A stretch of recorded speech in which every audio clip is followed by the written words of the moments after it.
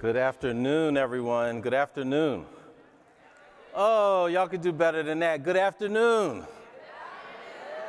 It is so good to be here. And first of all, I want to just, thank you all for being here. And, during this week, I never take it for granted when people, who lead very busy lives are able to come together to pause, leaving behind very important people, loved ones, and making a commitment to continue on the journey that we are all on. I want to start off with just a land acknowledgement of the people who came before us, the Kauai people, and whose lands these were at one time. And I think it is always important to make the connection between where we are and how we got here. And that's a big part of what I'll be talking about as we attempt to diversify the educator workforce.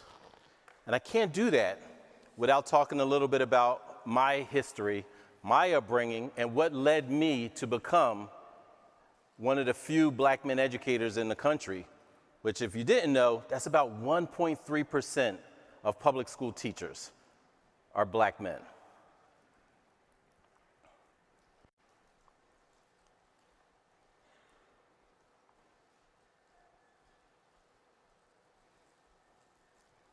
So these are my parents.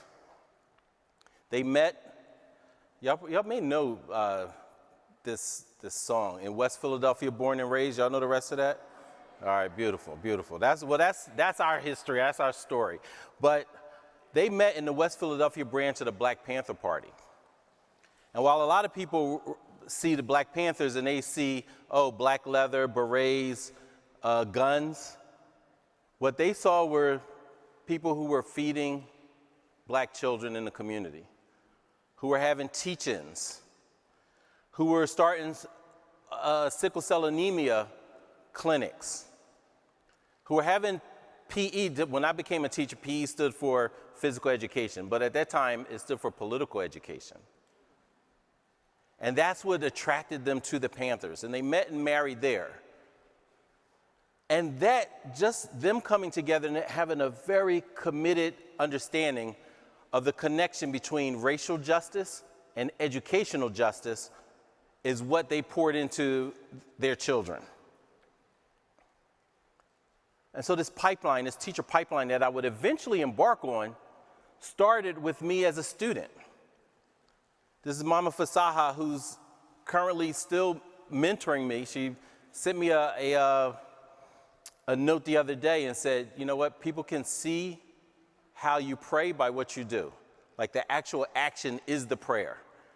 And I was just like, Mama Fasaha, you are still teaching, which is a beautiful, beautiful thing. The intergenerational passing down of information.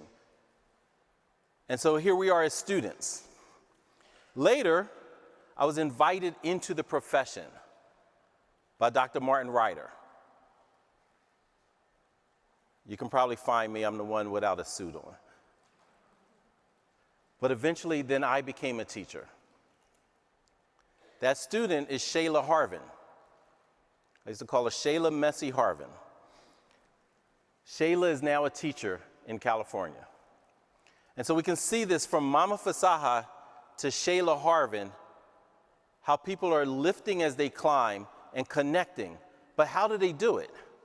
Why do they do it?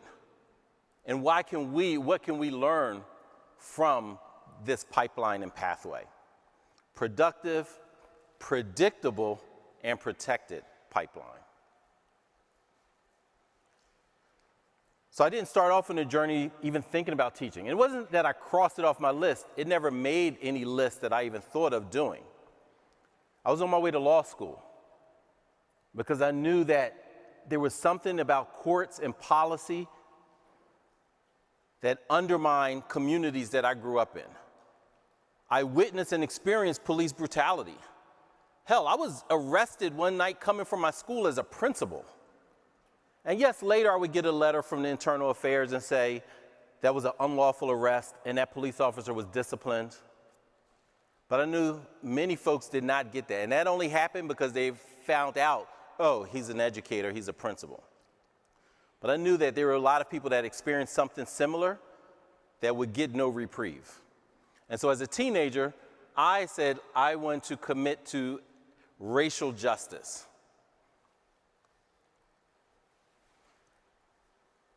Five months after graduating from college, I got into a fight and I was shot 3 times, left for dead. I was in the hospital for a month. I had 12 surgeries. The wound ended up getting infected by gangrene, and so they thought they were going to have to amputate my leg because of the severed artery. And while I was there, I said, you know what? I want to continue working on racial justice, but I want to work with youth who maybe have less of the privileges that I've had and who needed support. People like Derek, the kid who shot me. And I say kid, I was 20, he was 19. So there wasn't a big difference in age. We were from pretty much the same neighborhood. I was from West Philly, he was from Southwest Philly. But what there was a difference was our education. At 20, I had my college degree. This happened in October after I graduated in May. Come to find out, he was a middle school dropout. So 7th grade was the last grade he completed. And it struck me at that time. But I still didn't think about education. I just thought about youth, access to guns, anger management. Hell, it's a football game. Why are we, what's the big deal? But it was later that I met Dr. Martin Ryder, who said, you know, this activism that I see in you, you're not going to be able to achieve racial justice without understanding educational justice. And he said there are a lot of people who pursue educational justice, but they're unable to see how racial justice intersects with it. He said they're inextricably linked, educational and racial justice. And he said, I see the activism within you, and the purest form of activism, Sharif, is teaching black children well. Purest form of activism. That inspired me and fueled me for my 26 years as a teacher and a principal. And I understood that I needed to connect in the nexus of where justice can prevail, and it's through education. And there are a couple times in this that I'm going to just ask you to just for 30 seconds, turn to your elbow partner and really just talk about how can we create a system that not only attracts educators of color, but retains them. Because everywhere I go, from Philly to Fresno, people are speaking about recruiting educators of color. And we often ask them, what are you going to do to retain the educators you recruit? We get blank stares. They're like, I don't know. We're like, well, that's something that you should think about, because we know that the best recruitment strategy is a strong retention plan. So 30 seconds, just turn to your elbow partner. Just what have you been thinking about that could not only attract but retain? Well, just 30 seconds. And I have a timer up here too, so.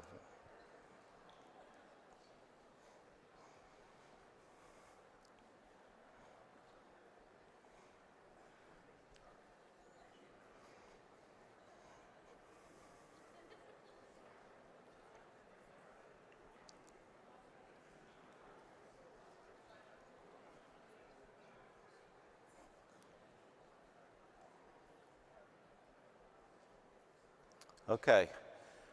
I'm going to ask a couple more questions as we continue to proceed.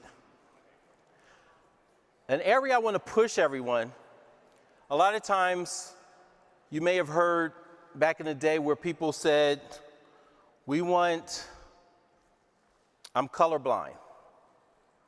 Or they may say things that, we want to just engage everyone, and we want to just, they have these notions, but not having the specifics. And I want to warn us against that, and reminding myself, and I'm reminding you.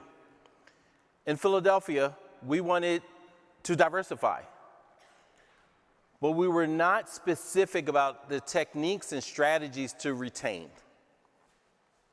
And what you'll see on this slide is for 2 decades, which spanned most of my career, we actually added educators of color. More Latino teachers, more Asian teachers, and mind you, this is still paltry for 20 years, but with the number of teachers remaining relatively the same, about 12,000 teachers for Philadelphia. More white teachers, we lost almost 1,200 black teachers. 1,200. Half the student population are black, is black. Because we were not thinking, and when we say we, we're saying like our ecosystem, our leaders, we were not being specific about what's the social, political, and economic conditions that black teachers may be experiencing. What are they experiencing as they come through a pipeline, but experience a hostile ecosystem? What does it mean to be black in America? And why is it so synonymous to be black in American schools? If we're not looking at that deeper for indigenous, for Latino, for Asian Pacific Islanders, and others, we have to go beyond just saying, oh, we want diversity. Because I speak to some district and school leaders, what they actually want is a colorful website,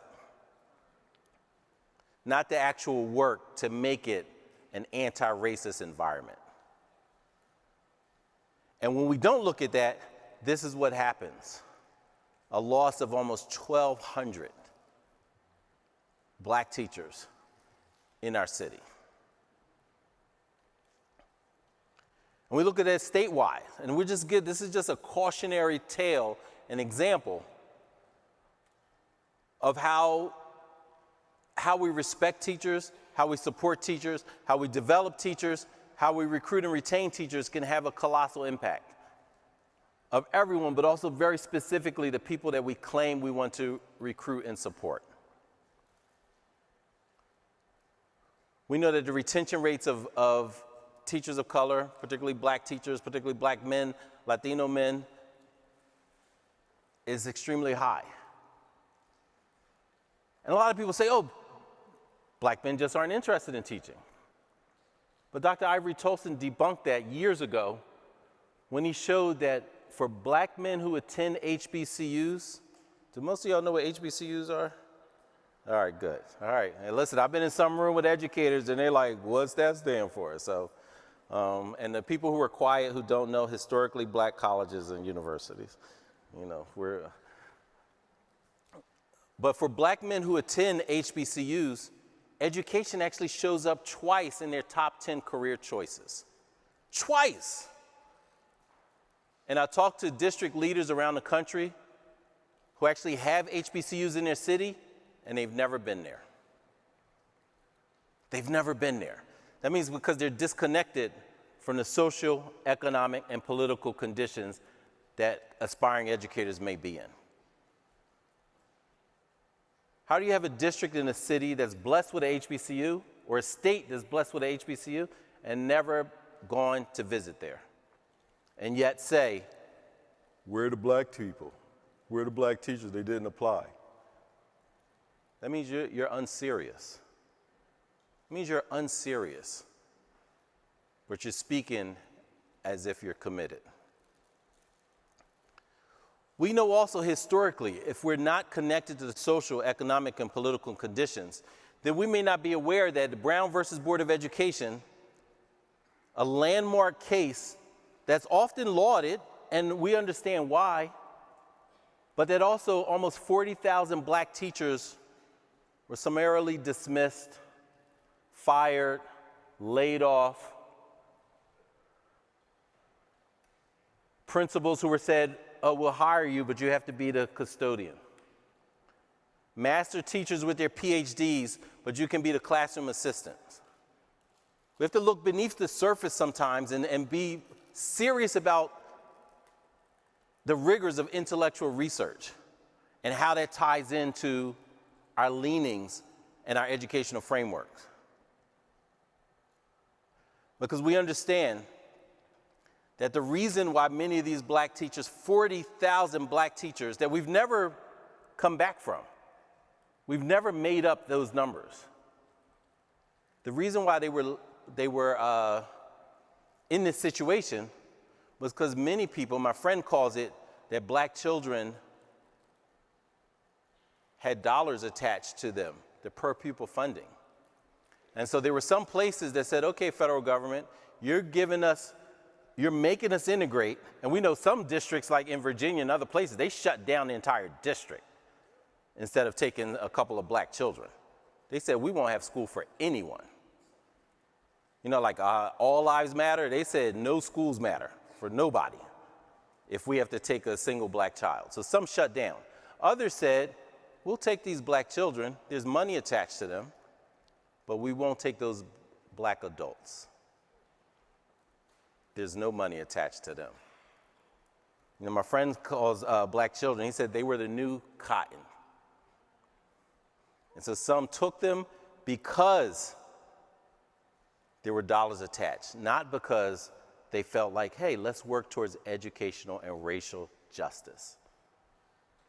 And so if the genesis of our intention is impure, it will come back and have extremely negative consequences. And losing 40,000 black teachers is a part of the consequence. We believe everything starts with our mindset. And so what's the mindset when people started the path of integration?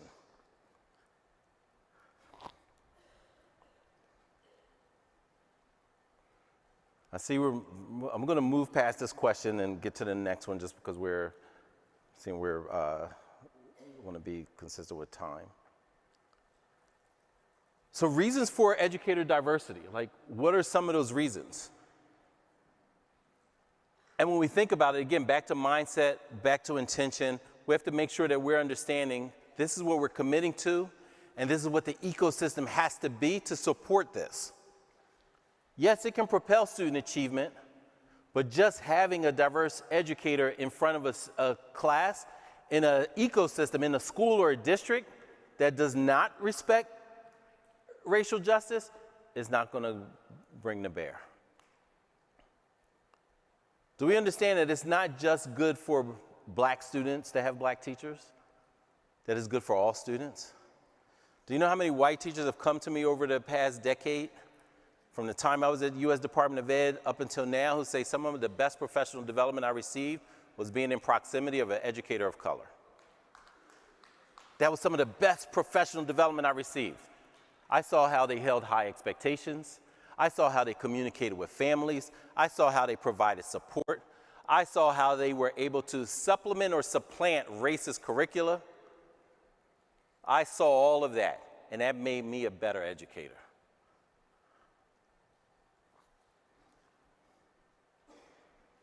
We know that our country is diversifying. Our schools are diversifying. A few years ago, 80% of public school teachers were white. That has decreased significantly, but the public school teachers who were white remain at 80%. And so what does that mean? And if we say 80% of our public school teachers are white, that's just not who's leading in the classroom. That means the ecosystem is also going to reflect very similar demographics, because teachers become administrators, they become policymakers, they become instructional coaches, they become curricular writers, they head off and start nonprofits, they lead professional development around the country, and they may have the same intellectual genealogy as their forebears. What is the intellectual genealogy? And how do we challenge things? And ask. I have a white friend, Dr. Ali Michael, who's my neighbor as well, professor. And she came to you should look her up, Dr. Ali Michael, A-L-I, Michael. She came to the conclusion one day of, wait a minute, you know what? I actually have some anti-black tendencies. And one of the things that she challenged herself was, she's like, but where did I come up with that? Where did I learn that? How could I? I'm a good person. And she started dissecting, where did she learn anti-blackness from? Where do you learn anti-Latino mindsets from? Because some of it is not consciously learning, but Dr. Beverly Tatum said we all inhale an invisible smog constantly. And if we're not vigilant, before we know it, it is part of our DNA, and we don't even know it. My mentors who taught me how to teach, I was fortunate, a lot of people don't have great instructional coaches. I had Pennsylvania Teacher of the Year as my instructional coach coming up. Black woman, one of the very few who represented Pennsylvania in the Teacher of the Year category. But that was my instructional coach.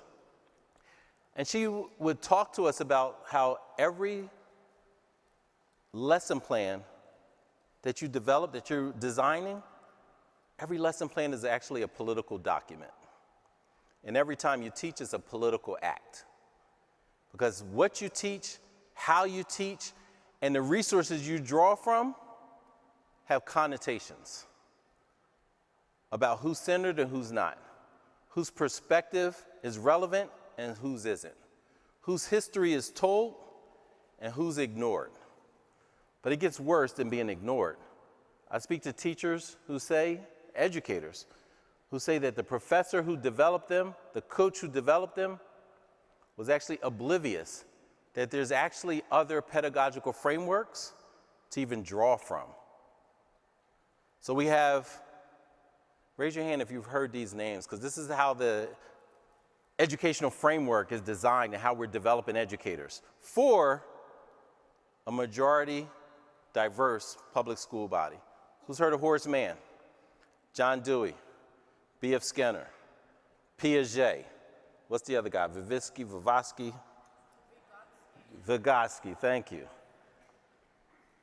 You see, I was in those courses and I was like, what did Carter G. Woodson say about teaching black children? Because you're sending everybody to these diverse classrooms in schools and neighborhoods where they parachute in and rocket ship out at 3 o'clock.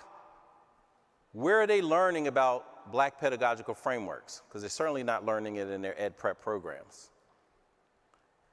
And where do you learn how to think about, back to Dr. Ali Michael, what she wanted to know was, where do we learn how to think about diverse communities and cultures? Because so many people, they don't live in diversity. They're not going to school with diversity.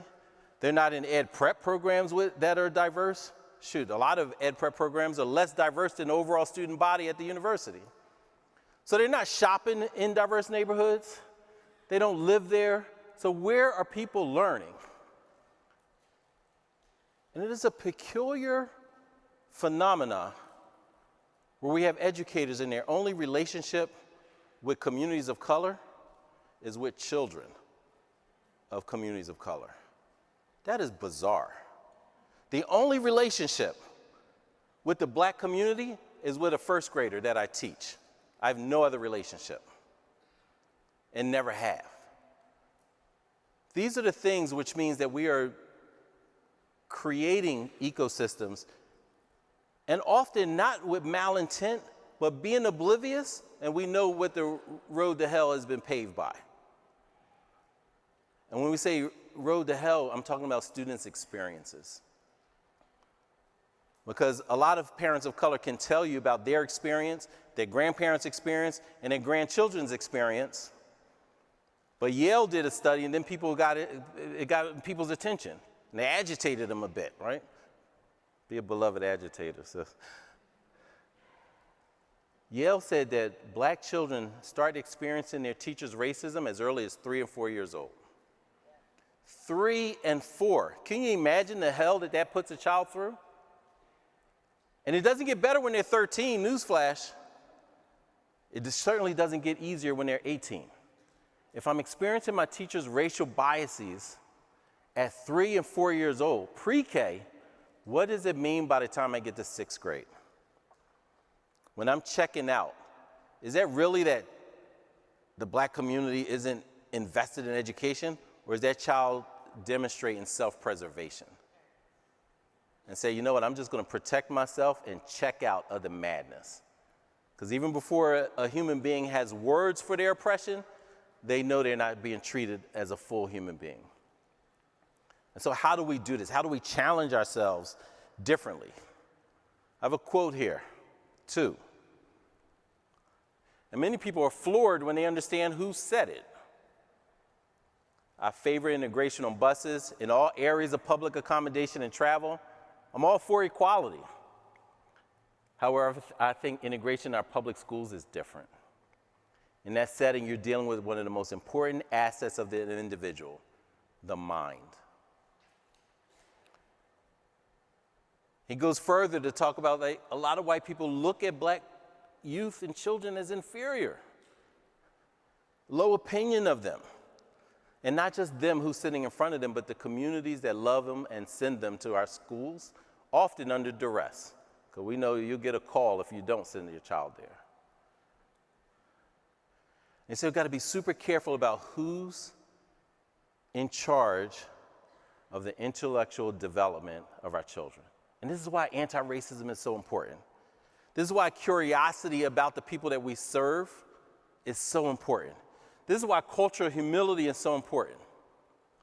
This was said by Dr. Martin Luther King. So as he's fighting for integration, he's also saying, be very wary of who leads the classroom that our students are in. So this is the tension that we all have to wrestle with. And are we pursuing educational justice and ignoring racial justice and feeling like, oh, after Brown versus Board, we've all arrived and everything starts anew? Or are we understanding that the depth of work that we have to do starts with all of us? We all know people who have it's almost like a tree where the roots are tearing up the foundation of the house, and they prune the branches and say, look what I've done. We have to dig into the roots. We have to dig into the intellectual genealogy that we're drawing from. We have to understand that there's actually a black pedagogical framework and a black historical lens. And every community and culture has competencies that they know work well with their children in that community. And we can't say, well, forget all of that. All that really matters is what B.F. Skinner said. And so when we talk about what was lost, what did Philadelphia lose when we lost 1,200 black teachers? What did America lose when we lost 40,000 almost black teachers? Black educational capital. You know, I did a TED Talk a while back, and I called it, "The Black Teaching Traditions Can Save America." Black teaching traditions can save America. Can certainly save American schools. And how our schools go, the country will go.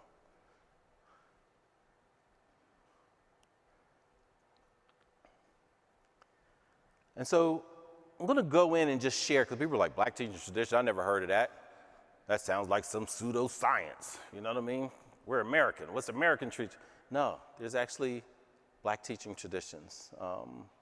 Dr. Koso Lassane is pulling from, I can't wait till she publishes her book that goes more in depth. Our work is we develop high school students to consider becoming teachers, young black youth. Last year we had almost 200 high school and college youth who are interested in joining the profession. And some say, you know what, before they experienced our work and these competencies, these black teaching traditions, they said, I had never considered becoming a teacher.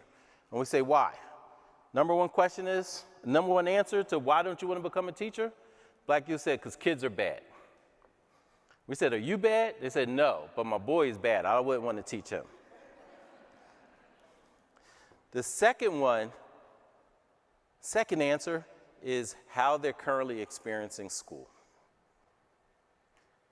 We've had students who said, I wouldn't want to be a colleague of teacher so-and-so one day.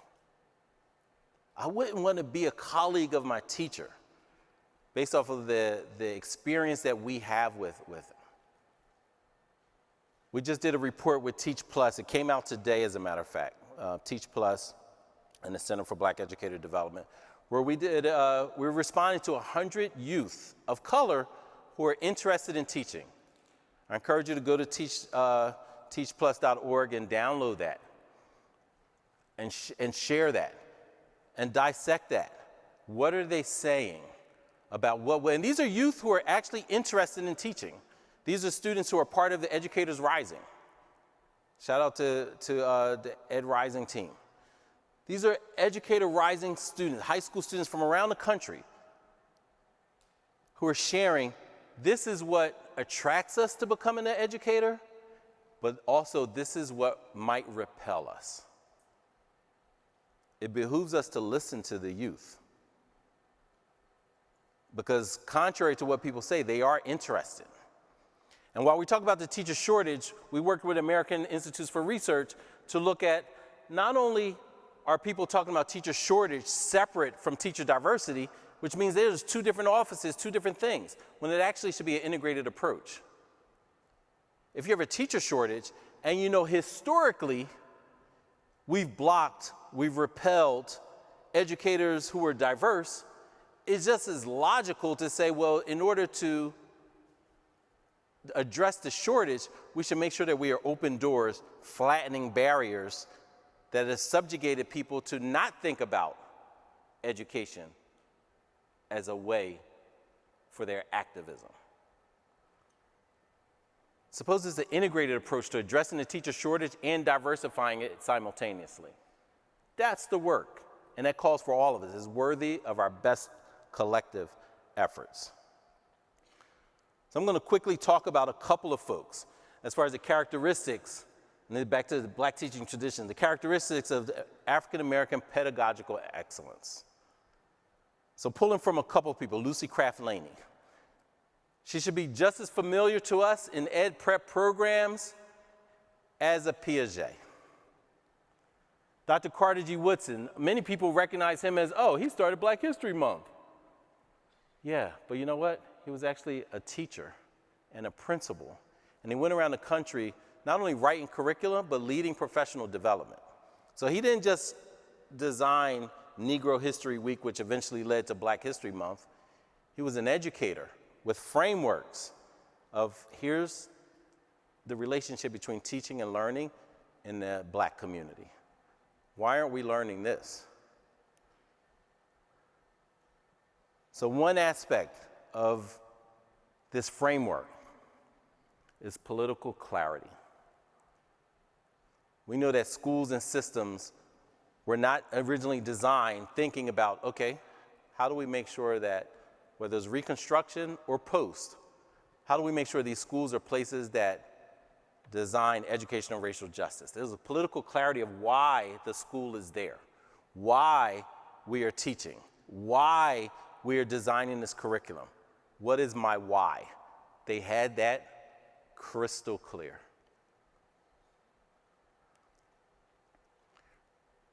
Racial uplift. They understood that the trajectory of Black youth was embedded in their educational attainment.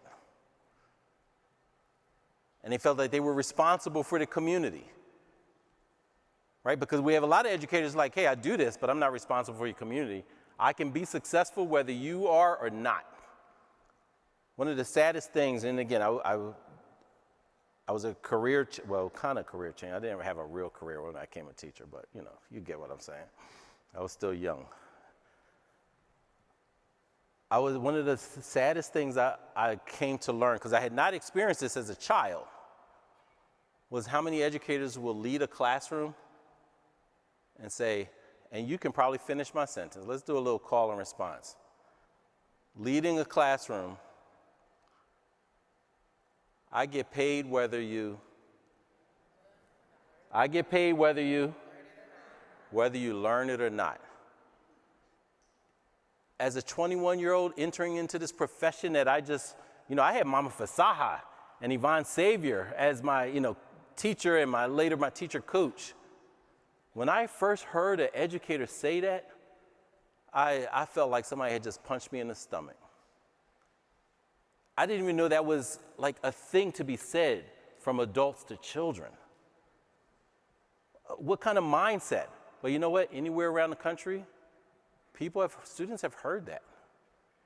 And not in some yesteryear, children still hear that. An ethic of care, that I'm successful if you're successful if I'm successful.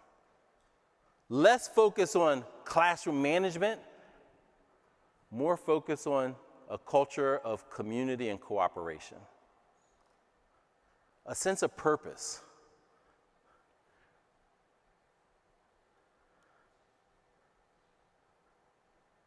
Affirmative view of Black folks. As Dr. Beverly Tatum talks about, if we're not excavating our biases, if we're not changing the filter on our HVAC system, we're ingesting things that are harmful. And we can say, oh, we're not doing that at all. We're not experiencing racial biases. But if we're not excavating it, how we even design our lesson plan, before we even see our students, how we're designing, where we're drawing from, where we're pulling materials from, where we're doing our research, who we send to the principal's office, all of that will be informed. All of that will be informed by our viewpoints of that child, of that student. We gotta go to some place and they're like, oh, I'm not biased. I'm just like, wait, first of all, homie, you're a human being and biases are human conditions. It's a psychological term. Some of y'all have biases against some of the pets that I have. You know, I've had a caiman, I've had a snake. Some of y'all have biases against them. That might be a healthy bias. But there are other biases that can undermine the intellectual development of our children, as Dr. King warned. Here's one of the ways that I test biases. I ask people, particularly teachers who are teaching students who do not share the same race, class, or conditions of their youth. I'll ask them, here's a great question to always ask yourself. How do you develop the positive racial identity of a Black child? How do you develop the positive racial identity of a Latino young man? How do you do it? A lot of people can't answer that question. Their positive racial identity is part of their education. And if you don't think so, then you're not really offering education. You're offering schooling, which is very different, far different than an education.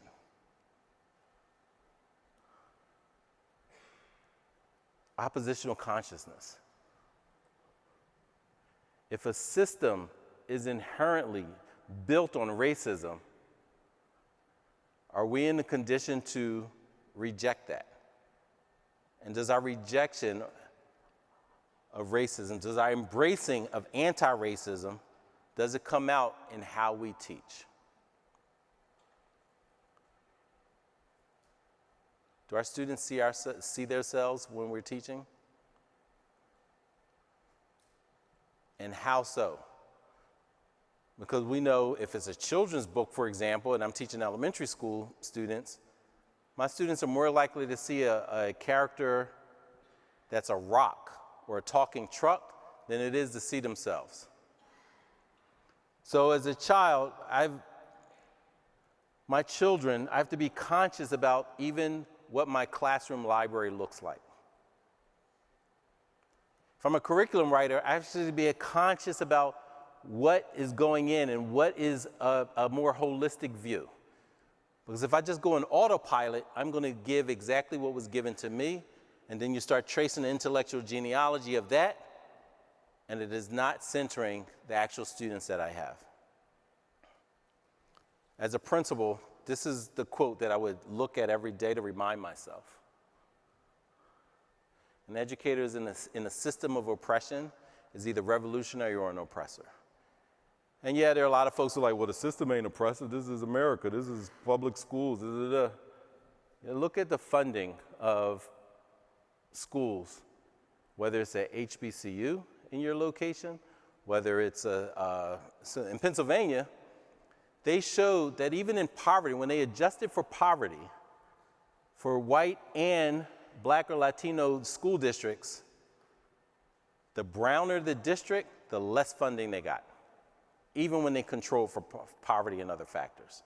The browner the district, the less funding. There was a lawsuit in Pennsylvania that just occurred.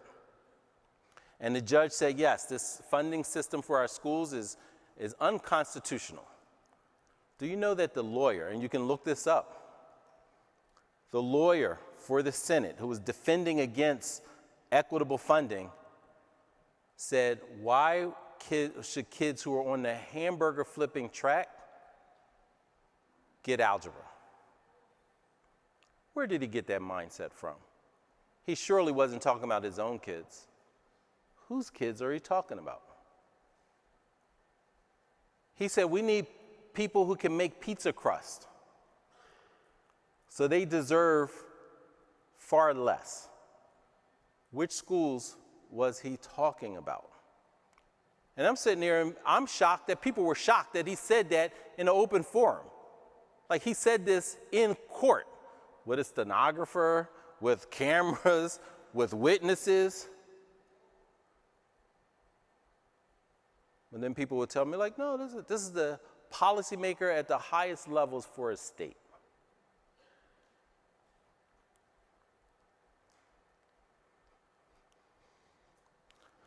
I'm going to slide through here. One of the ways that I talked about the youth that we engage with, and this is why the history is so important. When those youth who said like, oh, I don't want to be a teacher, when we start talking to them about the connection, because when we say, who's a leader? They raise their hands. We say, who's helped a peer? They raise their hand. Who's helped a younger person with their homework? They raise their hand. Who helped de-escalate a friend, talk them off their ledge? They raise their hand. Who wants to give back to their community? Who wants to address social justice or racial justice issues? They raise their hands. You know what we tell them? That's the foundations of some of the greatest teachers out there. As a principal, when I first started becoming a teacher, I didn't tell Shayla, hey, consider becoming a teacher because you're so dope. It wasn't until I became a principal that I saw like, hey, I should help them connect the dots between their genius and their leadership to great teaching. And so then later, when I came to this realization, when I saw youth doing amazing stuff, I said, you know what? That's so dope. That's what the best educators do. I see them showing leadership, I'll pause and say, you know what? That's what the best teachers in the world do. When they say that they're committed to changing their community, supporting their community, changing the world, I say that's what it's about. And we teach them that, hey, you know what? Dr. Martin Luther King, for example, was informed, his work was informed by dope Black women teachers. They're like, how so? I was like, first of all, his mama was a teacher. Attended HBCU, was a public school teacher, and then she was, back then, talking about like sexism, she was fired because she got married. Imagine that. You're not worthy of leading a classroom because you got married. So that's who his first teacher was, not only as a mom, but as a classically trained teacher. But then also later he met Joanne Robinson. A lot of people think that, oh, Dr. Martin Luther King started the Montgomery bus boycott, but no, he had a platform, so he was invited to help support the Montgomery bus boycott. The person who actually started and organized it was Joanne Robinson, a dope Black teacher, who later, after the bus boycott, she continued teaching, even moved to California and continued, and retired in California teaching. So Joanne Robinson, Black teacher. We share with them Black educator, like we call them Black Educator Hall of Famers. And so when they see that, because many of them have never had a Black teacher, a Latino teacher, indigenous teacher, they've never had it. But when they start seeing and connecting the dots and like, oh, there's a history of us leading classrooms and schools and building schools, it makes it more attractive. But if we're unaware of that as educators, we can't point to them, we can't draw from, we can't share historical context with them. Most of the places I go, I'm wearing this shirt. And it's not from my brain. This is actually from our youth. This was their rallying cry and demand. And my bias, talking about biases, when they were coming up with what they wanted to say, I thought it was going to be some TikTok, smoke screen, dancing, breakdance, you know, all this kind of stuff. And it wasn't any of that. I'm like, no rap, no music. They're like, no. I was like, why? I thought y'all were going to do. They're like, we didn't want to distract people from our message. Their rallying cry and their demand. And so no matter where we are, because a lot of people think racism is just in the South. But W.B. Du Bois would say from way back when, no, it's everywhere. And we have to be conscious about that. Every sector. It's not just a school. A school is a part of an ecosystem. So what does it mean? When we go to youth and we ask them about, back to that positive racial identity, and who taught you to hate yourself? Malcolm X asked this from people. Well, we can say, you know what, we could ask students in schools. And they're telling them, like, this is why I don't want to be my teacher's colleague one day. You know, Chris Emdin said that recruiting young black youth to become teachers is like inviting someone back to the scene of a crime committed against themselves. That's our work. How do we make sure that it is not the scene of a crime, but it is a scene of uplifting, supportive, community, cooperation, and love and respect? That's our charge. That's all of our charges.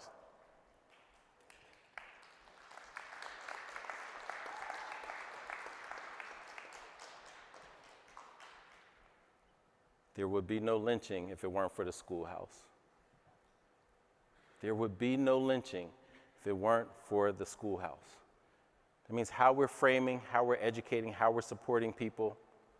It starts as that 3-year-old experiencing. And today, and people are like, oh, lynching, that's such a, yeah, but also let's think about what does cultural, intellectual, emotional, spiritual lynching looks like. What does that look like? And are we doing everything we can to eradicate that experience for poor children, for immigrant children, for children that have special needs, for students that need extra attention? That's our collective work. And you know what, and despite all of this, a lot of times people are like, are you gloomy? Like, no, I'm never gloomy.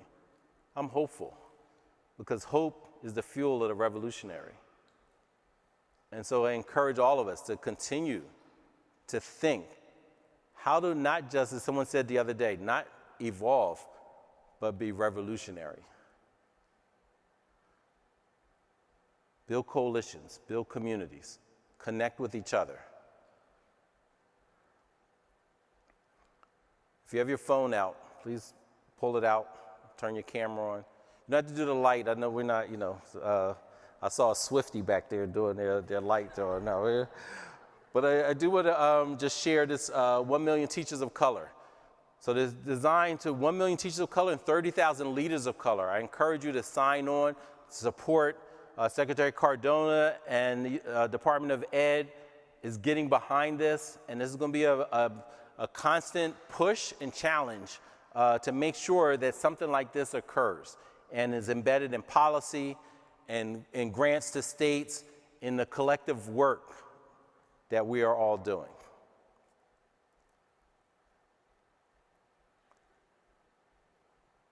On our website, you'll find some things that we open source. This retention toolkit was because when I said earlier, people were saying, we don't know how to retain. So we designed a retention toolkit just so people can have access to, here's how you might retain someone like me.